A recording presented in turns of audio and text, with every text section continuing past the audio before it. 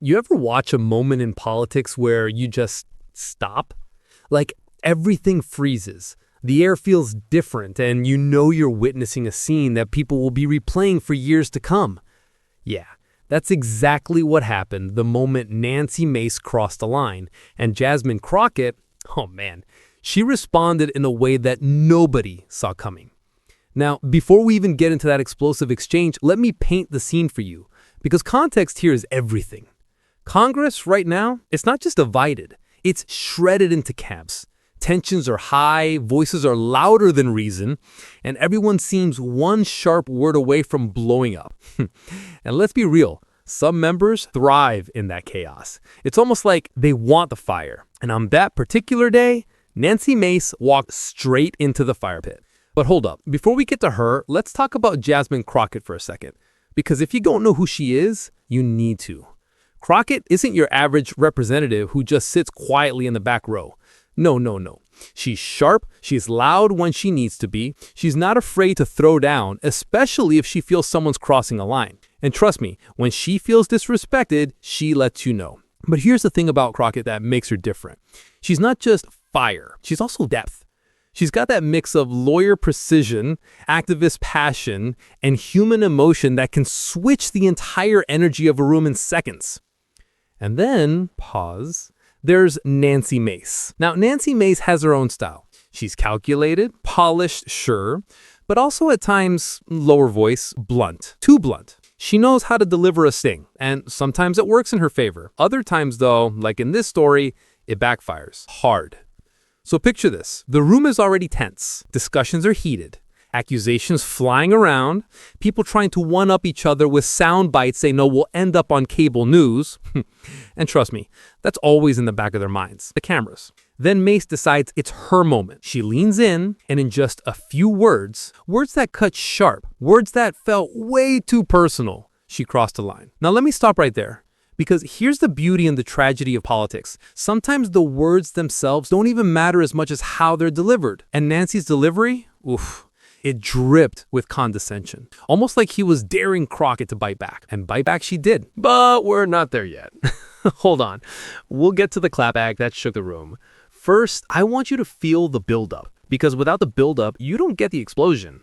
So let's rewind just a little bit. Crockett had already been pushing back earlier in the session. She'd been calling out inconsistencies, standing firm, and making it clear she wasn't about to be walked over. And you know how sometimes two personalities just clash, like oil and water? That was Crockett and Mace. Every look, every side comment, every shift in tone, it was like two boxers circling each other in the ring. And you could almost feel the room waiting for one of them to land the first real punch. Then came the moment Nancy Mace looked over, delivered her line, sharp, cutting, and honestly, a little too far. She didn't just question policy, she questioned her. And the room reacted. Oh yeah, you could hear the murmurs, the gasps, the kind of sound that tells you, oh no, something just went down. And Crockett, she took a breath. And that breath, it was dangerous. Because when someone pauses like that, you know the words that are about to come are going to sting. And sting they did. But let's save that clapback for just a minute, because I want you to understand why it landed so hard. See, Crockett's response wasn't just about defending herself. It wasn't just anger. It was deeper than that. It was about drawing a line in the sand. About saying, you don't get to disrespect me like that. Not here, not now, not ever. And honestly, that's the kind of response that resonates with people. Because we've all been there, haven't we? We've all had that moment where someone crosses the line. At work, in our families, in our friendships. And we feel that fire rise up. That urge to finally say enough. And that's exactly what Crockett did. She let Nancy Mace know, in front of everyone, that the line had been crossed and she wasn't backing down. Whew. Even just thinking about it gets me hype. Now, I know you're probably curious. Like, okay, but what exactly did she say? How did she clap back? And don't worry, we're about to get into that. But before we do, let me just say this. Moments like these aren't just political drama. They're human drama. They remind us that behind the suits, behind the speeches, behind the scripted lines, these are real people with real emotions. They get mad. They get offended. They push back. And sometimes they snap. And that's what makes this particular moment so unforgettable. So are you ready to hear exactly how Crockett responded? Because this is where the fireworks really begin. So we left off right at the edge of the explosion. Nancy Mace had just dropped that line. And the room? Silent. Tense. The kind of silence where you can almost hear everyone thinking, oh no, what's about to happen? Nancy's words weren't just pointed, they were personal. And in politics, you can disagree on policy all day long. You can argue budget numbers. You can fight about amendments. But the second it gets personal, that's when it stops being debate and turns it to something else entirely. And let me be clear, it wasn't just disrespect. It was dismissal. It was the kind of tone that says, you don't belong here. You're less than me. And you know what? That's the kind of energy that can set anyone off. So Crockett sat up straighter. You could see it in her body language. Her shoulders squared, her chin tilted just slightly upward. That look, you know the look, the one that says, you've done it now. And man, did Nancy do it now. Crockett leaned forward, took a breath, and her voice cut through that chamber like a blade. She didn't shout, not yet. No, she started calm but sharp. Calm in a way that made every single person stop and pay attention. Because sometimes when you lower your voice just a little, when you control it, that's when it hits the hardest. Excuse me, let me make this very clear. And with those words, the entire energy shifted. She went straight for it. She called out Nancy Mace, not just for the comment, but for the pattern, for the repeated disrespect, for the way women, especially women of color, get spoken to differently in those chambers. And let me tell you, Crockett's words weren't just a response. They were a mirror. She held up that mirror and made everyone in that room look at what just happened. Now, here's the part that really blew people away. Crockett didn't just make it about herself. She widened the lens. She connected that moment of disrespect to something bigger, to history, to patterns of dismissal, to the way power tries to silence certain voices. And when she said it, you could feel the truth in the air. Nancy tried to cut in. Oh, yes, she did. She tried to wave it off, tried to push back mid-sentence, but Crockett wasn't having it. Not this time. Don't interrupt me. You had your say, now it's my turn. Boom. That was it. That was the line that locked the room down. Because once she claimed that space, once she demanded that respect, it was over. The floor was hers. And she used it. She laid out point by point exactly why Mace's comment crossed the line. She didn't ramble. No, she was precise. Every word sharp, every sentence landing like a jab. And then she let the passion rise. Her voice grew stronger, her tone firmer. That calm precision turned into fire, but not out of control fire, controlled fire. The kind of fire that says, I've had enough and I will not back down. And here's the part that got me. She spoke about dignity, about respect, about how exhausting it is to keep showing up, keep doing the work, and still have to fight just to be spoken to as an equal. Her voice cracked, just for a moment. And in that crack, you could hear not weakness, but weight. The weight of carrying that kind of disrespect day after day. And when the crack passed, she came back harder. You don't get to belittle me. You don't get to dismiss me. Not today, not tomorrow, not ever. The room erupted, gasps, murmurs, people shifting in their seats. Some leaned back with that look of, oh boy, here we go. Others nodded like, finally, someone said it. And Nancy Mace, she tried to keep her cool. She leaned back, gave that little smirk, the one politicians give when they're trying to look unbothered. Yeah, that one. But you could tell, she felt it. Because Crockett wasn't just responding to Mace. She was setting an example.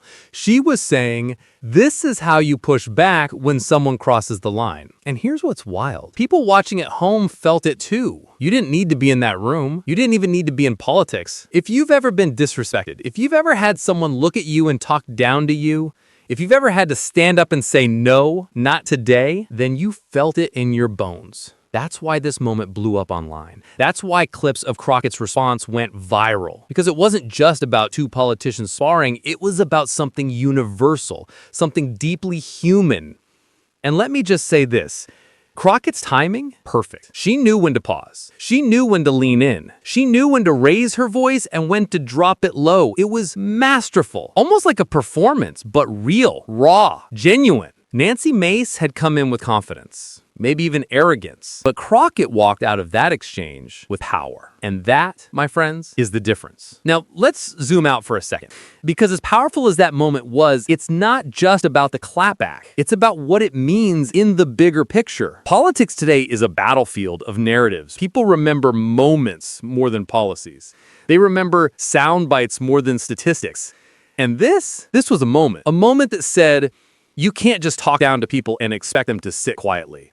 A moment that said, respect is not optional. And here's the kicker. This wasn't just Crockett standing up for herself. It was Crockett standing up for every single person who's been dismissed, talked over, or silenced. And that's why it resonated so deeply. So when people say, oh, it's just politics, it's just theater. Nah, this was more than theater. This was a line being drawn in real time, and you could feel it. You could feel it in the silence that followed. You could feel it in the way some members avoided eye contact, while others couldn't stop nodding along. Because the truth, Crockett said out loud what so many were already thinking. And Nancy Mace, she had no real comeback. Not this time. And honestly, that might be the most telling part of the whole exchange. All right, so now you heard the clapback. You felt that sting, that fire, that weight of Crockett's words echoing in that chamber. But here's the thing. Moments like this don't just disappear when the gavel drops. They ripple, they spread. They ignite conversations far beyond the room where they started. And the aftermath of Crockett versus Mace? It was electric. The clip went viral almost instantly. Social media blew up. Twitter, Instagram, TikTok, you name it. People were cutting the video, looping Crockett's words, adding captions like, say it louder for the people in the back, and this is how you handle disrespect. Some called her a hero. Others criticized her tone. Because, let's be real, in politics, there's always going to be a split. But here's the undeniable truth. People were talking. People were watching. People were paying attention. And that's the kind of thing most politicians only dream of. Being at the center of a moment so real, so raw, that it becomes a cultural reference point. And you know what's funny? Nancy Mace probably thought she'd land the blow, that her words would go unnoticed or brushed off like just another jab in Congress. But instead, her comment lit the fuse for one of the most powerful responses we've seen in a while. Now, let's pause here, because I want you to think about this on a human level. Forget politics for a second. Forget parties, sides, left, right, all of it. Think about dignity. How did that feel? It stings, doesn't it? It lingers. It burns in the back of your mind. And now imagine having the courage, the clarity, and the strength to stand up right then and there in front of everyone and say no, not today, not ever. That's why this moment wasn't just political. It was universal. Crockett spoke for herself, but she also spoke for you. She spoke for anyone who's been silenced, overlooked, underestimated. And that's the power of storytelling in politics. It's not just about laws and bills. It's about these very human moments that remind us what respect looks like, what courage sounds like, and what happens when someone decides they won't let disrespect slide anymore. Now let's dig even deeper, because here's the question people started asking right after this went down. What does this mean moving forward? Well, number one, it means politicians will think twice before coming at Crockett like that again.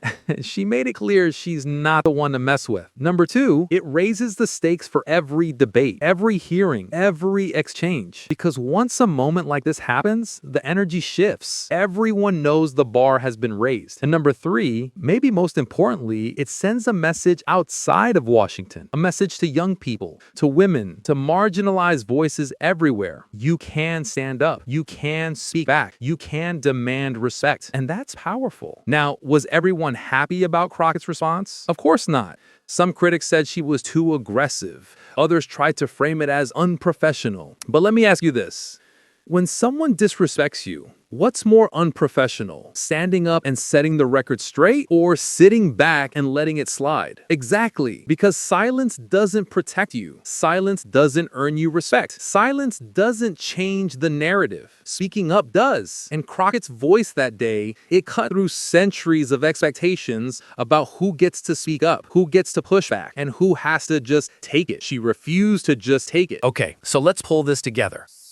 We've walked through the tension. We've relived the explosion. We've explored the aftermath. But now, here's the part that matters most. What does it mean for you? Because you're not just here to watch political drama. You're here because these stories carry lessons. They remind us of who we are, what we deserve, and how we should show up in our own lives. And maybe, just maybe, you've got a Nancy Mace in your life. Someone who talks down to you. Someone who crosses the line. Someone who thinks you won't push back. Well, maybe after hearing this, you'll find the courage to channel your inner Crockett, to breathe deep, steady your voice, and say, not today, not tomorrow, not ever. Because that's what this moment is about. It's not just about politics, it's about power. Your power, my power, our power. Now, before I wrap this up, let me talk directly to you. You stayed with me through the story. You felt the tension, the fire, the emotion. You've connected the dots between a congressional clash and your own experiences of respect, dignity, and courage. And if you felt even one spark of recognition,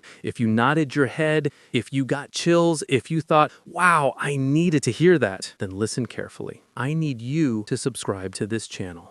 Not because it's just another channel, not because I'm chasing numbers, but because this space is about more than politics. It's about stories that matter. It's about finding the lessons, the courage, the fire in the moments we live through together. When you subscribe, you're not just clicking a button. You're joining a community of people who care about truth, who value respect, who believe in standing up when lines are crossed. You're joining a movement that refuses to sit silent. And let me be clear, I've got more stories like this, more deep dives, more moments of truth, courage, and power. And I don't want you to miss a single one. So do it right now. Hit that subscribe button. Because the next time someone crosses the line, in politics, in life, you'll want to be ready. And together, we'll be ready. This is bigger than me. It's bigger than you. It's about all of us. So subscribe, and let's keep telling the stories that matter.